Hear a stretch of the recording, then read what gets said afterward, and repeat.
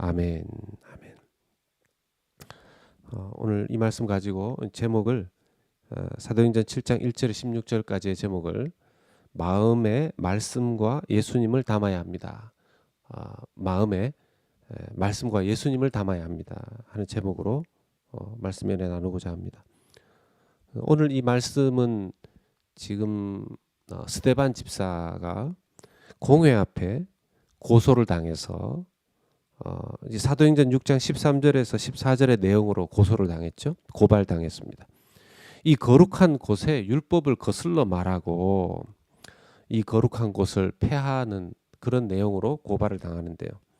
나사렛 예수가 이곳을 헐고 모세가 우리에게 전하여 준 규례, 즉 율법을 고치겠다 하는 그런 말을 돈으로 매수당한 사람이 공회 법정에서 거짓 진술을 합니다. 사실 이것은 그 사실이 아니죠. 돈으로 매수당한 사람들이 이 스데반을 고발한 것입니다. 스데반은 이런 죄목으로 공회 법정에 서서 긴 연설을 하게 됩니다. 사도행전 내에서 가장 긴 연설로 알려져 있는데요. 이 설교 후에 스데반은 순교하게 되지요. 당시 대제사장이었던 가야바가 이 신문을 하는데 스데반은 그 신문에 대해서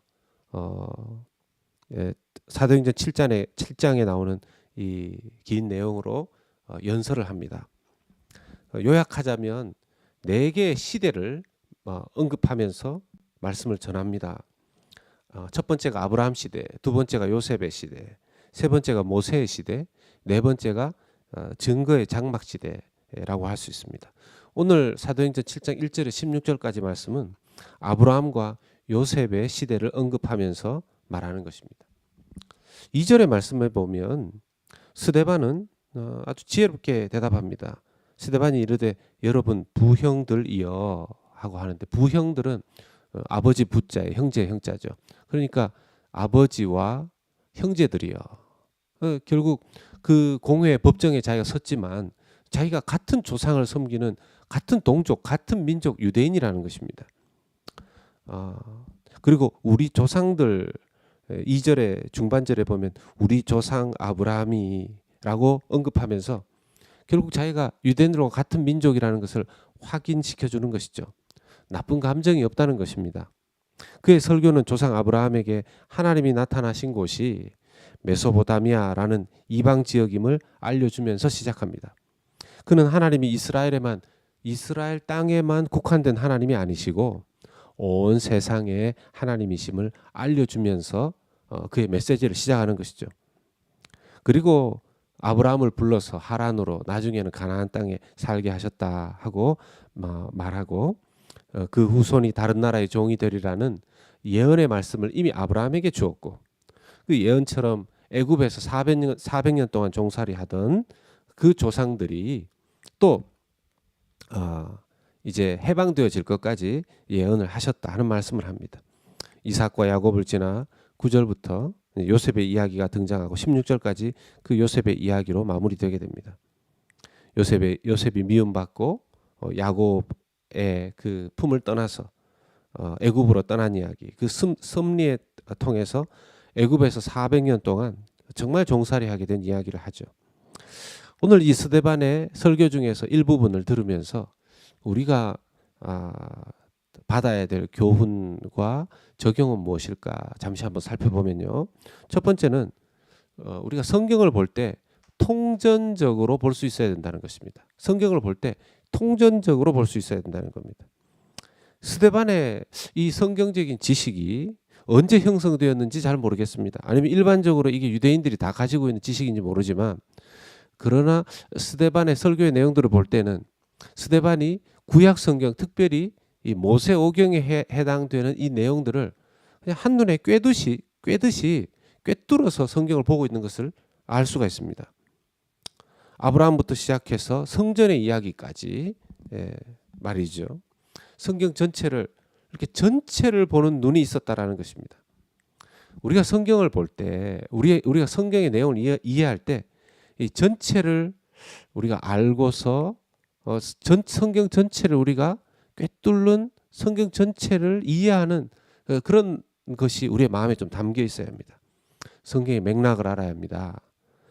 그래야 그 성경의 역사 속에서 흐르는 하나님의 섭리와 우리의 삶 속에, 비록 모세오경에 나오는 스토리이지만 그 스토리가 내 삶의 짧은 이 인생의 스토리 속에서 어떻게 역사하시는지 우리가 비교해 보면서 하나님의 일하심과 역사 속에서 주시는 하나님의 지혜를 알 수 있기 때문입니다. 두 번째는 성경을 구속사적인 관점으로 보아야 한다는 겁니다. 뭐 우리가 듣기는 들었지만 구속사적인 관점, 뭐 조금 어려운 말이 될 수도 있는데요. 스데반이 고소당한 이유가 이 앞전 사도행전 6장 13절 14절에 보면 그 성전을 허물고 예루살렘 성전을 허물고 율법을 바꾼다는 이유 때문에 고발당했거든요. 뭐 거짓 증인이죠. 그런데 그 고발을 사내들인 공회가 법정이 그걸 받아들였습니다. 통했죠. 무슨 뜻입니까? 사내들인 공회의 그 지도자들마저도 성경을 이해하는 그들의 방식이 하나님의 구속사적인 관점으로 보는 것이 아니라 율법 중심으로 성경을 보고 있었다라는 것이죠.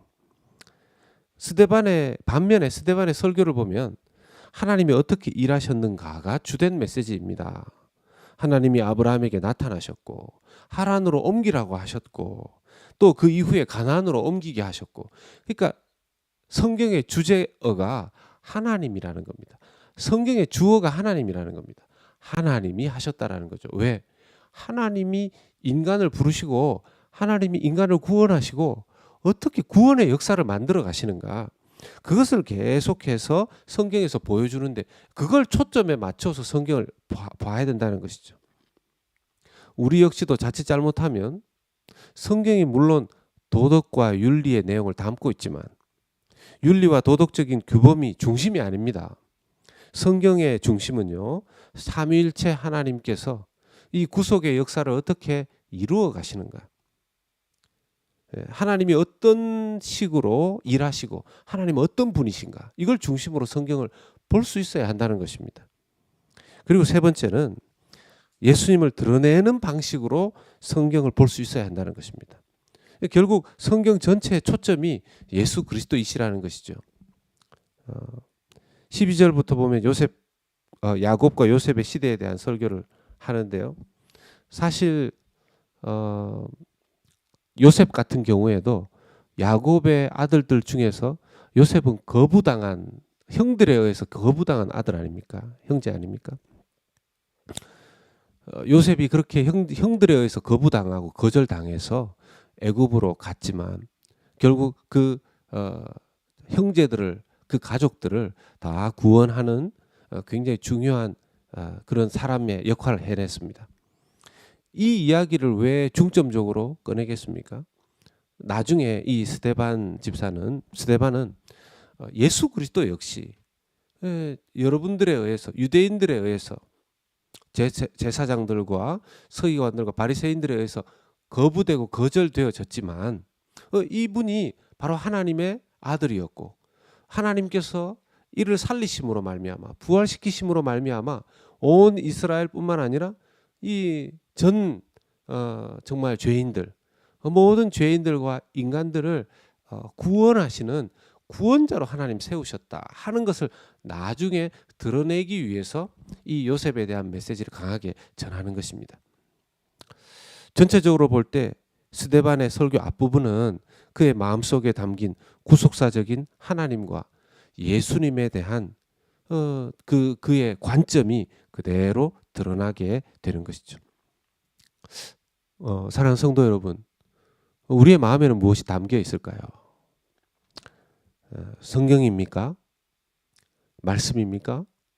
예수 그리스도입니까? 아니면 끊임없이 내 속에 내 생각, 내 경험, 내 감정, 너무나 단편적으로 하나님을 바라보고 너무나 짧은 지식으로 성경을 이해하려고 하고, 그렇게 혹시 되어 있지는 않는지 우리가 우리 자신을 돌아봐야 될 것입니다. 성경의 구속사적인 그 흐름, 그 삼위일체 하나님의 그 역사, 그리고 예수 그리스도를 드러내는 성경의 그 흐름이 우리 마음속에 담겨 있어야 되겠습니다. 그래서 이것이 중요한 이유는요. 내 마음속에 무엇이 담겨 있느냐가 끊임없이 그 마음 중심이 내 감정을 컨트롤하게 되어 있고 내 결정에 영향을 끼치게 되어 있고 내 생각에 끊임없이 작용하게 되어 있기 때문에 그렇습니다. 내 마음속에 무엇이 들어있느냐가 내 생각을 주장하게 되어 있고 또 내 감정을 또 내 말을 말로 드러나게 되어 있기 때문이라는 것입니다. 마음에 담긴 것이 밖으로 드러나지 않습니까? 사랑하는 성도 여러분, 오늘 우리의 마음에 다른 무엇보다도 하나님의 말씀이 담길 수 있도록 특별히 우리 주 예수 그리스도가 그 말씀 안에 주인공으로 담길 수 있기를 주님의 이름으로 축원합니다. 그리하여서 오늘 하루를 살아갈 때 내 마음속에 나를 주장하는 것이 내 생각과 마음과 정서와 내 말과 내 행동을 결정하는 것이 말씀, 내 마음에 담긴 말씀과 바로 우리 주님이 되실 수 있기를 주 예수 그리스도 이름 다시 한번 부탁드리고 축원합니다.